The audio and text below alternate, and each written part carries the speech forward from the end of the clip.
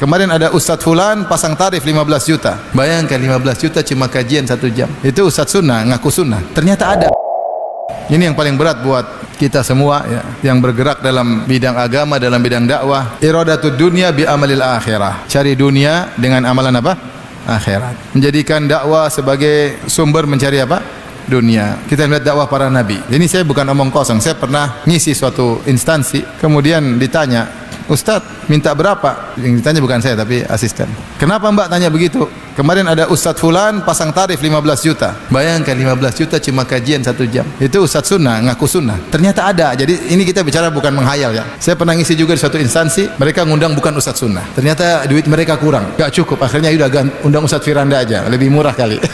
Ternyata pasang tarif mahal sekali. Kalau Ustadz non sunnah oke lah ya. Kalau Ustadz sunnah pasang tarif itu ada ternyata. Sekarang saya bacakan dakwah para nabi. Ya saya ini menegur saya diri saya sendiri ya. Apa kata Nabi Nuh alaihissalam? Dari Nabi Nuh, ya qaumi la as'alukum alaihi mala in ajriya illa 'ala Allah. Wahai kaumku, aku tidak pernah minta harta dari kalian. Pahalaku dari Allah Subhanahu wa taala. Nabi Hud berkata, ya qaumi la as'alukum alaihi ajran in ajriya illa 'ala alladhi fatarani. Wahai kaumku, aku tidak minta dari kalian upah. Sungguhnya upahku di sisi Allah Subhanahu wa taala. Wa ma as'alukum alaihi min ajrin in ajliya illa 'ala rabbil alamin. Ini perkataan yang sama diucapkan oleh Nabi Nuh, Nabi Hud, Nabi Saleh, Nabi Syuaib. Ya kaumku, aku tidak minta upah dari kalian. Sungguhnya upahku di sisi Allah Subhanahu wa taala. Fama as'alukum min ajrin fahuwa lakum. Katakanlah, kul ma as'alukum min ajrin fahuwa lakum. Katakanlah wahai Muhammad dalam surat Sabah kalau tidak salah. Kalau aku minta harta dari kalian, saya kembalikan kepada kalian. Aku tidak pernah minta dari kalian. Sampaikan kepada mereka terang-terangan. Kalau aku pernah minta, aku kembalikan kepada kalian. Tidak pernah minta. Rasulullah dikasih hadiah, tapi Rasulullah tidak pernah apa? Minta. Apa kata dalam surat Yasin? Ya qaumi ittabi'ul mursalin. Wahai kaumku, ikutilah para rasul.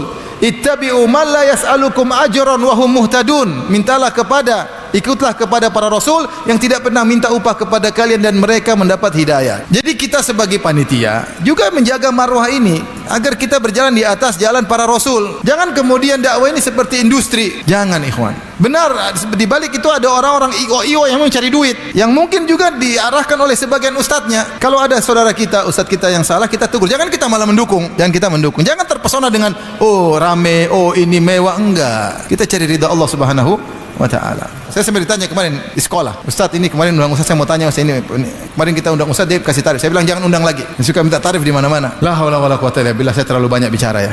Saya menegur diri sendiri supaya saya juga tidak terbawa. Kalau para sahabat saja pernah terjatuh.